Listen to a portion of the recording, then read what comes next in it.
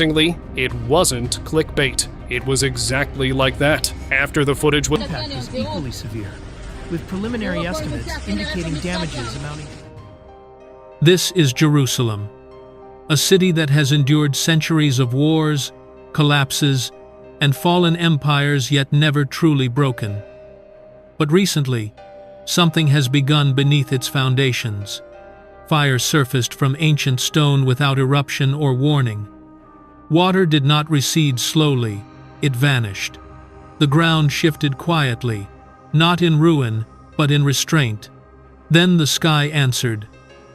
Lightning without rain, dust without destruction, light without sound.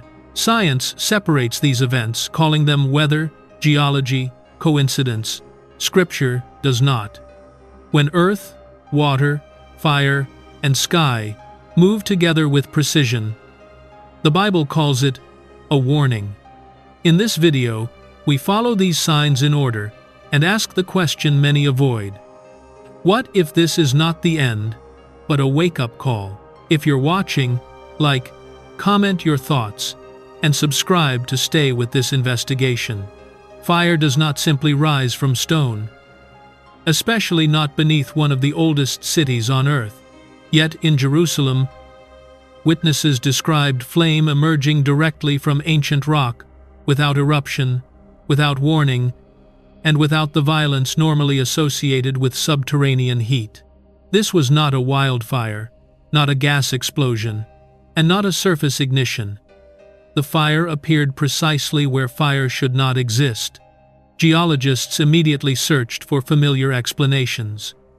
There is no volcano in the region, no evidence of magma movement, and no seismic indicators before or after the event. The ground did not crack, the stone did not shatter, and no pressure buildup was detected. There was no release of energy consistent with known geological processes. By every conventional standard, the conditions required for fire were absent. What unsettled observers even more was the behavior of the flame itself. Witnesses reported that it did not flicker wildly or spread outward. It remained steady and controlled, almost restrained. Wind did not bend it, and surrounding material did not ignite. The fire revealed itself clearly, yet it did not consume what it touched. This contradicts not only geology, but physics as well. Fire is inherently chaotic and destructive. Yet this flame behaved with precision. Scientists continued searching for a trigger that could account for what was seen. No underground gas pockets were identified. No electrical faults were present. No chemical reactions could explain sustained flame emerging from solid stone. Each proposed explanation ultimately failed to align with the observed evidence. The event was documented, categorized, and then quietly set aside, not because it was understood, but because it resisted explanation. Scripture, however, approaches fire differently. In the Bible, fire is not always an agent of destruction. At critical moments, it functions as revelation, a signal marking the boundary between the human and the divine. Fire that appears without consuming is not foreign to Scripture. It is often associated with moments when God reveals His presence rather than executing judgment. That distinction is crucial here. This fire did not burn Jerusalem, level structures, or claim lives. It appeared briefly, unmistakably, and then withdrew, leaving behind questions instead of ruins. Why controlled fire? Why ancient stone? Why beneath Jerusalem? And why now?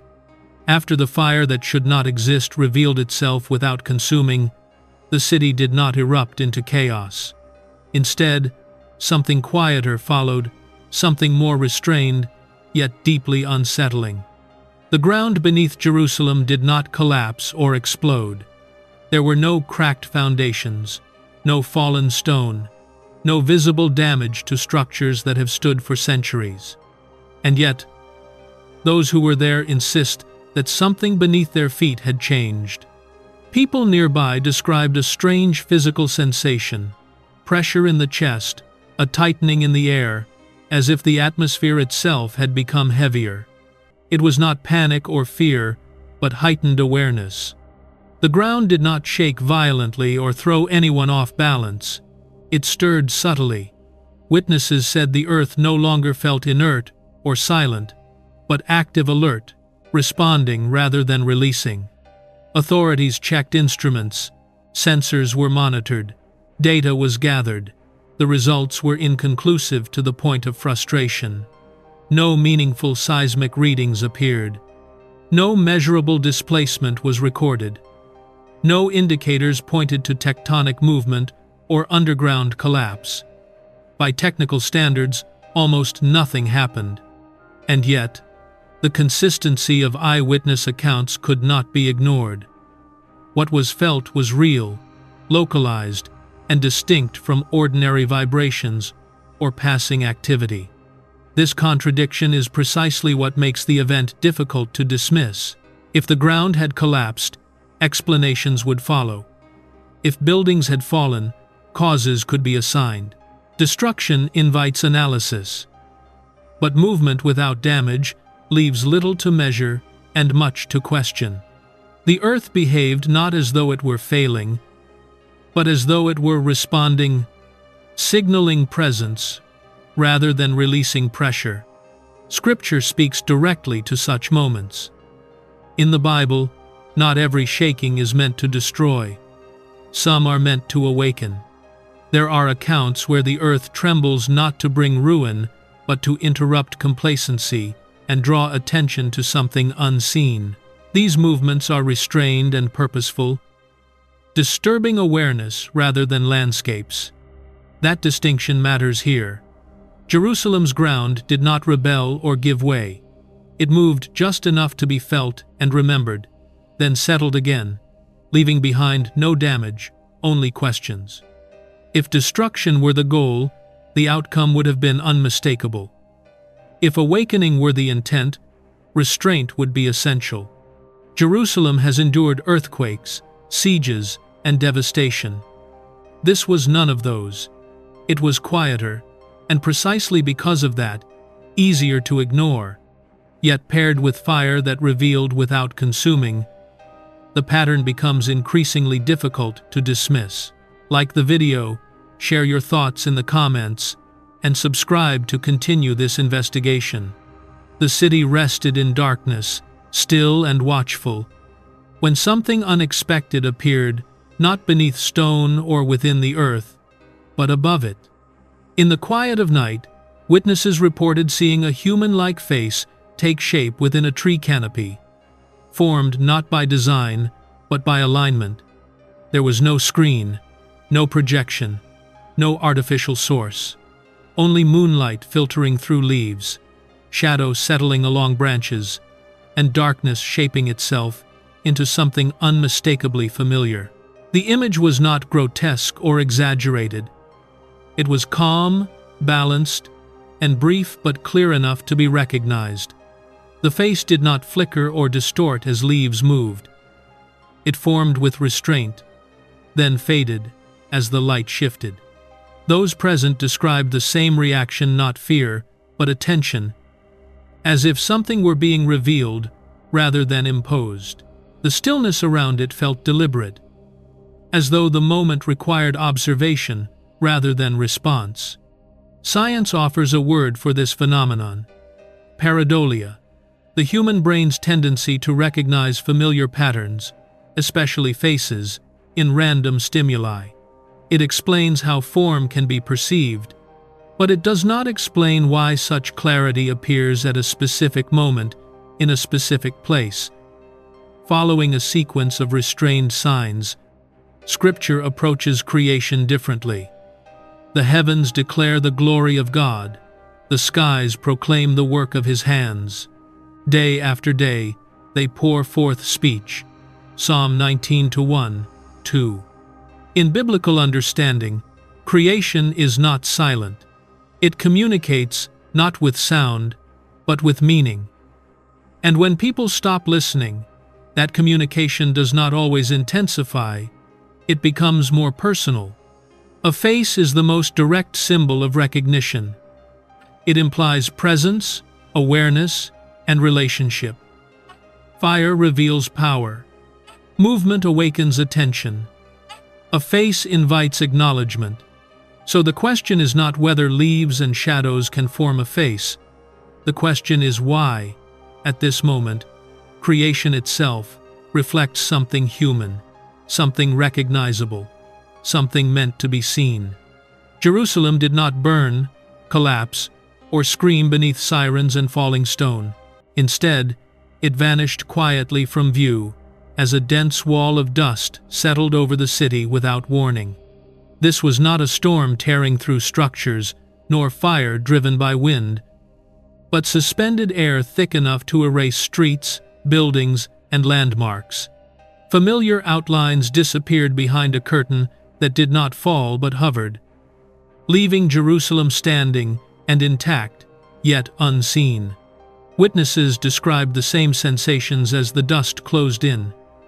Sound dulled as if wrapped in cloth, footsteps slowed without instruction, and voices lowered instinctively. Visibility dropped to nothing within moments. Not because darkness fell, but because the city was concealed. Nothing was damaged. Nothing was destroyed. Jerusalem was not harmed. It was removed from sight. What defines this moment is not what occurred, but what did not. There was no collapse beneath the dust, no spreading fire, and no visible destruction. Structures remained whole, and foundations untouched. This was not judgment by force, but interruption through obscurity. The city continued to exist, yet perception was withheld. Scripture recognizes this pattern. Throughout the Bible, concealment often precedes revelation, as God hides not to erase but to prepare. What is visible is paused, so that what is true can later be unveiled. He made darkness his covering, his canopy around him. The psalmist writes, showing that obscurity is not absence, but restraint. Dust carries its own meaning in Scripture, being tied to humility, mortality, and silence. It slows certainty, limits sight, and forces stillness. When dust rises without destruction, it acts not as punishment, but as boundary, interrupting routine and demanding attention. Jerusalem's concealment fits this pattern precisely. The city was not struck down, but set apart, hidden long enough to unsettle those who trust sight alone, and to quiet movement and distraction. When vision is taken, interpretation begins. The prophets spoke of cities being veiled before they were revealed, reminding that silence precedes disclosure. Jerusalem was not erased. It was withheld, and in Scripture, concealment is never the final act. The water did not fade, thin, or slowly surrender to heat. Instead, it pulled back. Rivers and channels around Jerusalem retreated within hours rather than months, exposing bare riverbeds that appeared sharp and uneven, as if uncovered rather than depleted. Fish were left stranded in open air, and banks that normally take seasons to emerge were revealed in a single stretch of time. There was no gradual process to trace, and no warning curve to follow. This was not the result of a prolonged drought or a familiar seasonal pattern. Natural drying follows rhythm and progression. As heat increases, moisture diminishes, and flow weakens over time. None of those markers were present. Temperatures did not spike. Rainfall patterns offered no explanation, and the water did not recede evenly. It withdrew in sections, leaving abrupt edges where movement had existed only hours earlier. Scientists attempted to match the pace with known natural cycles and failed. Ground absorption was far too slow to account for the change, and structural diversion could not explain multiple channels retreating at the same time. Climate models depend on gradual progression, yet this event unfolded immediately. The speed itself became the anomaly. Scripture makes a distinction modern language often overlooks. Drying is passive and occurs when conditions change, but withdrawal implies intervention. In the Bible, sudden absence is rarely treated as climate alone. It is described as a warning, a pause imposed rather than a decline endured. That distinction reshapes how the event is understood. When water withdraws, life is interrupted instantly. Fish have no time to adapt, land is exposed before it is ready, and the balance between provision and dependence breaks in a moment. In Scripture, such disruption redirects attention away from the resource itself and toward what its absence is meant to signal. Jerusalem has lived with water scarcity for millennia, so slow drying would not be remarkable. Sudden withdrawal is. The exposed riverbeds did not look exhausted by heat or neglect, but uncovered, as though revealed intentionally. The land beneath had not changed. Only the water had stepped away. The sky did not darken. Storm clouds did not gather. Rain did not fall. Yet blue-white flashes appeared above Jerusalem, sudden, sharp, and precise. Light cut through the air without warning, illuminating the skyline in brief pulses that did not behave like ordinary lightning. There was no buildup, no rolling thunder, no atmospheric violence to explain what followed. There was no sound. The light did not descend from cloud to ground. Witnesses described it as rising, lifting upward from the horizon into the sky. This reversal unsettled observers. Lightning strikes downward. Storms announce themselves. This did neither. The flash appeared, then withdrew, leaving the air unchanged, but the atmosphere altered. And then came the silence. Not empty silence, but heavy. Streets seemed to slow. Voices dropped instinctively. Movement paused. The quiet that followed felt deliberate, as if sound itself had been restrained.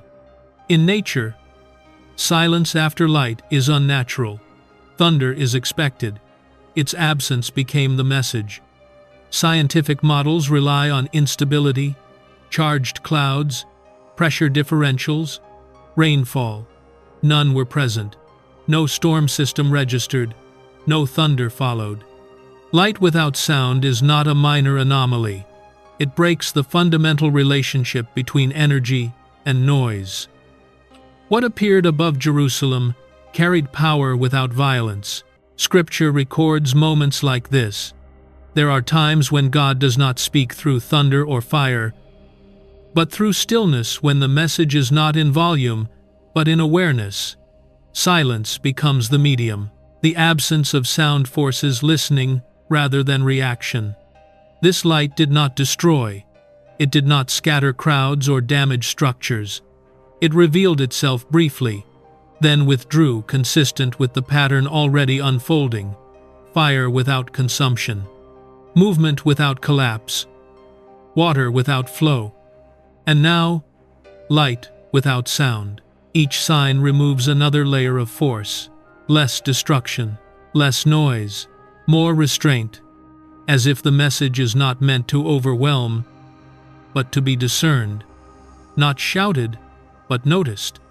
Jerusalem has known storms and judgment. This was neither. This was quiet, precise, and easy to miss unless one was already watching. If you're following this pattern, leave your thoughts in the comments, like the video, and subscribe to stay with what unfolds next. Lightning touched the dome of the rock. Multiple cameras, positioned from different angles, captured the same moment. The strike was precise, singular, not part of a storm system, not followed by rain or thunder. There was no chain of impacts across the skyline, only one point of contact. Measured and exact. And then it was gone. No flames spread across the surface. No smoke rose from the structure. No visible damage followed. The gold remained untouched. The stone beneath did not crack. The fire did not linger.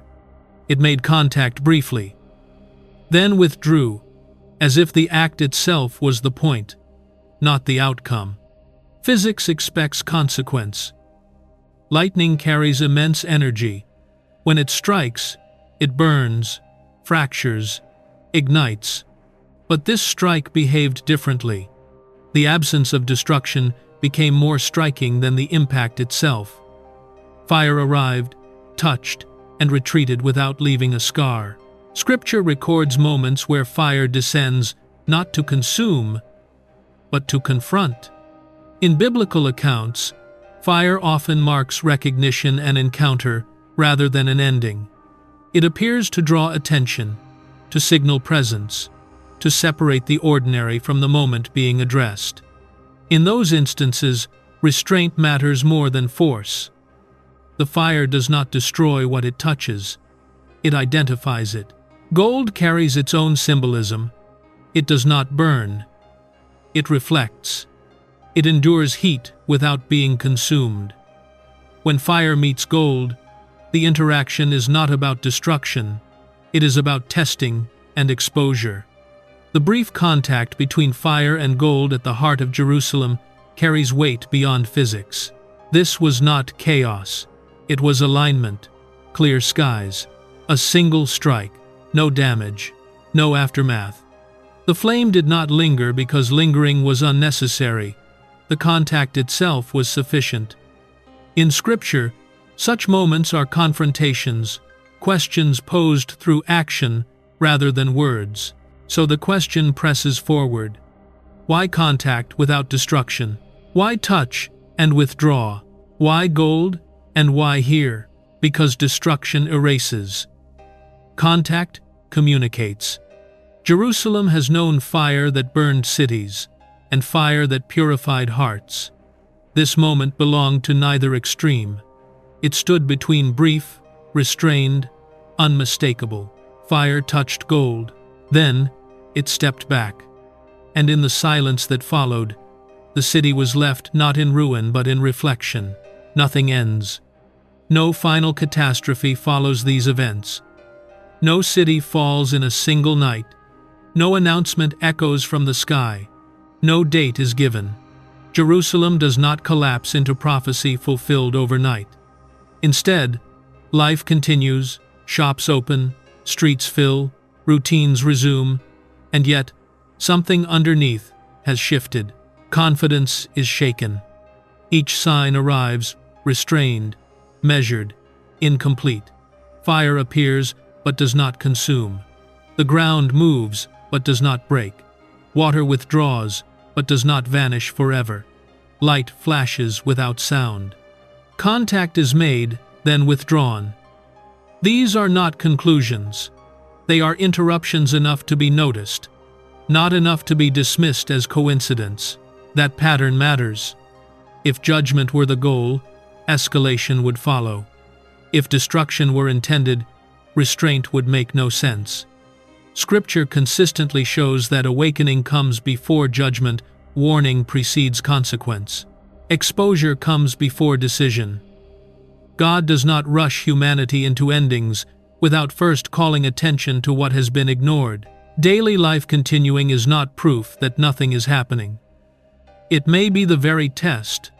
In Scripture, moments of warning often look exactly like this normalcy on the surface, unease underneath. People continue building, trading, traveling, assuming stability, while signs quietly challenge that assumption. The danger is not panic. The danger is indifference. These events do not shout, "This is the end." They ask, "Are you paying attention?" Each sign stops short of finality. Each leaves room for response. That space, the pause between warning and judgment, is where hearts are examined. Exposure is not meant to terrify. It is meant to reveal what is already there. So the final question is not about timelines or outcomes. If this is a warning, are hearts awake? Are eyes open without being forced? Is discernment present without fear? Because Scripture shows the end does not arrive suddenly for those who are watching, but it always surprises those who are not. Thank you for watching. If this message resonates, Like the video, share your thoughts in the comments, and subscribe to stay with this unfolding story.